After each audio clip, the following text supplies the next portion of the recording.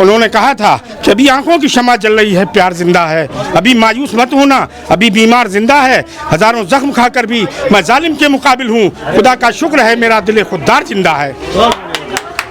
माँ बाप चुप खड़े हैं, जमाने बदल गए, बच्चे बड़े हुए तो सिरहाने बदल गए। अरे दिल्ली में बस गए हैं ये चंबल को छोड़कर, किरदार सब वही है, ठिकाने बदल गए। ये बौखलाहट है, और ये वो बौखलाहट है कि जब कुछ बचता नहीं है तो बौखलाहट बचती है, और ये बौखलाहट ये दर्शाती है कि वो पूरी तरह हार चुके हैं।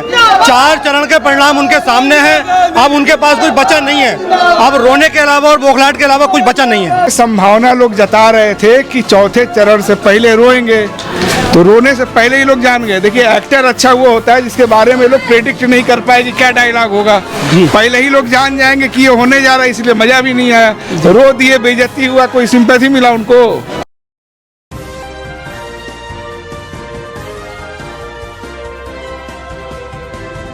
राहुल गांधी जो हैं वो चुनावी मैदान में हैं। तमाम डेलीगेशन के लोग हमारे साथ मौजूद हैं, उनसे जानने की कोशिश करेंगे क्या चुनावी मुद्दे हैं, जिस तरीके से तमाम चीज़ें सामने आई हैं रायबरेली को लेकर के, क्योंकि हमने देखा कि एक सौतेला रवैया रहा है 2014 के बाद से।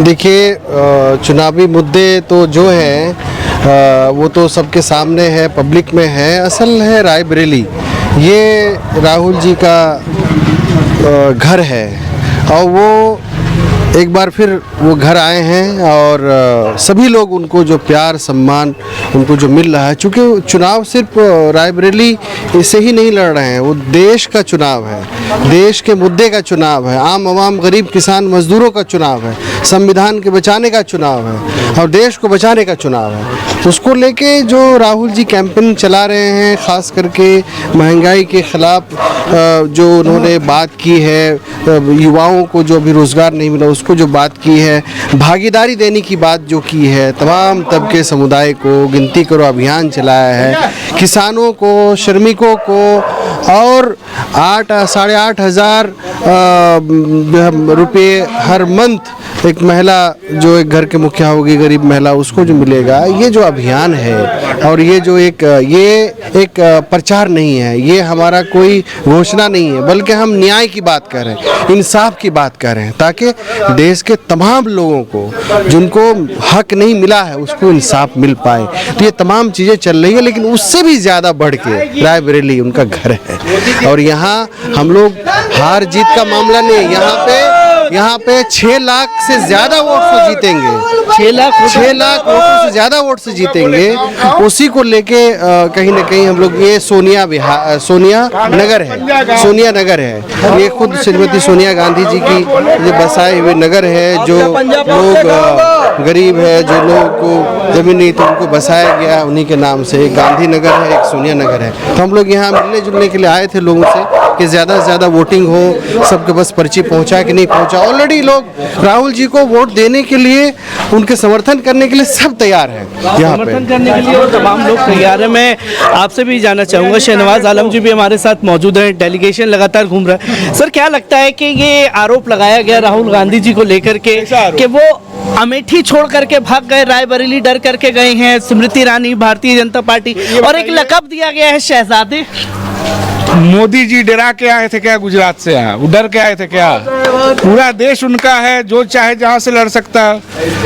और अमेठी रायबरेली से तो परिवार का रिश्ता है, परिवार के लोग लड़ते रहे हैं, तो कोई अपना विरासत थोड़े छोड़ेगा जी, है ना। वहाँ पर भी जो अमेठी में लड़ रहे हैं वही परिवार के सदस्य हैं, परिवार गांधी परिवार के ही एक तरह से सदस्य हैं जी। भाई 40 साल से राहुल जी के, इससे पहले सोनिया जी के सबके प्रतिनिधि रहे, तो यहाँ के लोग नुमाइंदगी करते हैं वो, तो इस तरह की कोई बात नहीं है। बीजेपी के लोग खुद मोदी, इसका मतलब डर के भाग के आए गुजरात से यहाँ पे।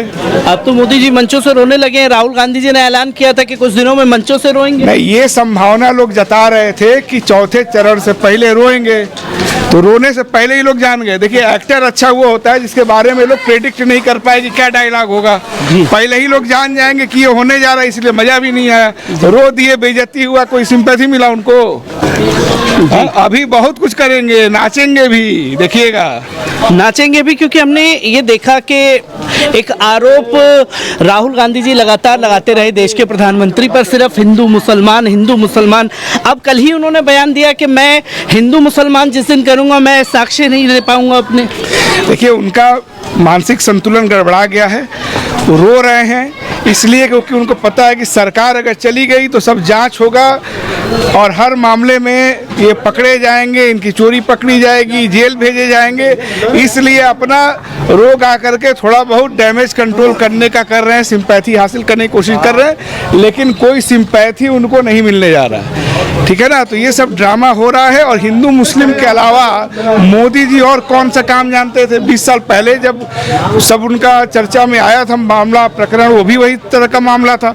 अगर हिंदू मुसलमान ही नहीं करेंगे तो इनके पास है क्या? और इस चुनाव में वो भी नहीं चल पा रहा है। तो मोदी जी वो मना कर रहे हैं ना, नकार रहे हैं उस चीज को कि मैं हिंदू मुसलमान करता ही नहीं। कांग्रेस आरोप लगा रही है। देखिए, वो कुछ भी बोले कौन मानने जा रहा है? उसकी पहचान, उसका यूएसपी ही क्या था? यही ना था।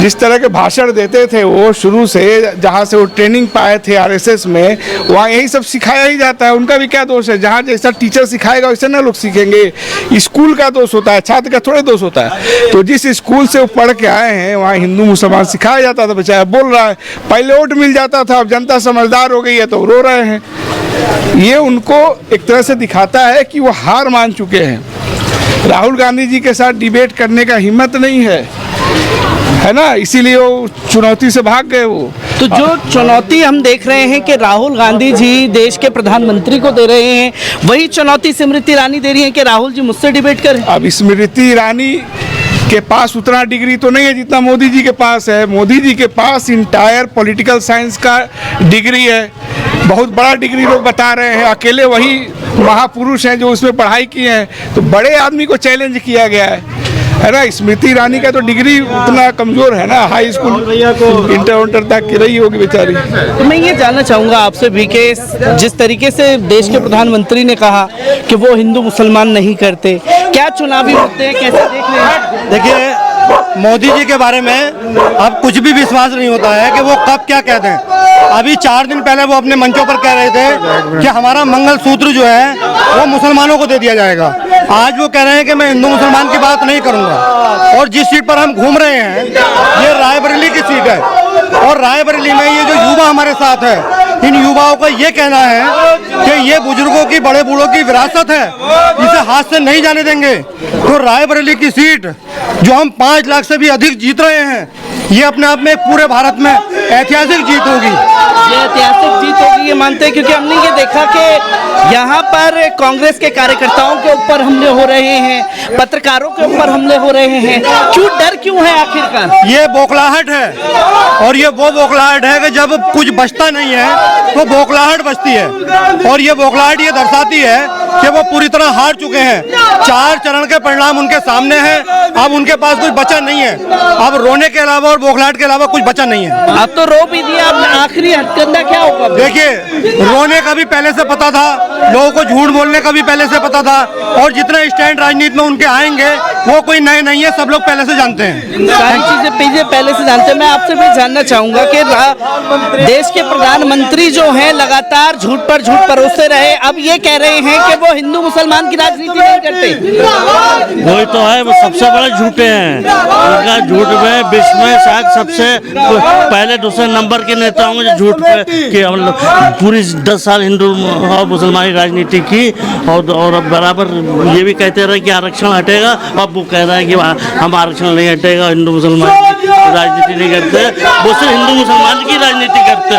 हम, हमारी पार्टी विकास, रोजगार, महंगाई, सड़क, शिक्षा, स्वास्थ्य है। हम लोग इस जनता के बुनियादी मुद्दों की राजनीति करते हैं, राहुल गांधी करते हैं। जो आप लगातार जनसंपर्क साध रहे हैं लोगों से, क्या लग रहा है कि लोग इस चीज पर वोट करेंगे? शिक्षा और सारी अपार समर्थन, पूरे चारों चरणों में हम आगे हैं। अपार समर्थन इन्हीं मुद्दों को लेकर मिल रहा है। इन्हीं मुद्दों को लेकर जनता, अब जनता वर्सेस बीजेपी चुनाव है, जनता लड़ा रही है, हमें जनता लड़ा रही है।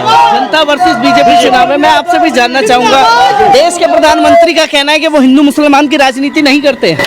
वो हिंदू मुसलमान की ही राजनीति करते हैं। पूरे देश को उन्होंने जो बर्बाद कर रखा है वो सिर्फ हिंदू और मुसलमान के नाम पर बर्बाद कर रखा है। इसके अलावा उनके पास कोई मुद्दा नहीं है, क्योंकि सिर्फ शिक्षा की बात करो तो वो घबरा जाते हैं, विकास की बात करो तब घबरा जाते हैं, बेरोजगारों को रोजगार की बात करो तब घबरा जाते हैं, किसानों की बात करो तब घबरा जाते हैं, महिलाओं के उत्थान की बात करो तब वो घबरा जाते हैं। उनके पास सिर्फ एक ही मुद्दा है, पर वो मुद्दा है हिंदू और मुसलमान। इसके अलावा उनके पास कोई मुद्दा नहीं है। हमारे नेता राहुल गांधी ने पूरे हिंदुस्तान को कन्याकुमारी से लेकर कश्मीर की वादियों तक पैदल चल के लोगों को ये बता दिया था इनसे दबने की जरूरत नहीं है, हमें मोहब्बत पैदा करना है, नफरत को भगाना है। उन्होंने कहा था कि अभी आंखों की शमा जल रही है, प्यार जिंदा है, अभी मायूस मत होना, अभी बीमार जिंदा है, हजारों जख्म खाकर भी मैं जालिम के मुकाबिल हूँ, खुदा का शुक्र है मेरा दिल खुददार जिंदा है। माँ बाप चुप खड़े हैं, जमाने बदल गए, बच्चे बड़े हुए तो सिरहाने बदल गए। अरे दिल्ली में बस गए हैं ये चंबल को छोड़कर, किरदार सब वही, ठिकाने बदल गए। इन्होंने रेलवे बेच दी, इन्होंने हवाई जहाज वो एयरपोर्ट बेच दिए, इन्होंने यूनिवर्सिटियाँ बेच दी, इन्होंने हिंदुस्तान को बर्बाद करने के अलावा कोई काम नहीं किया है।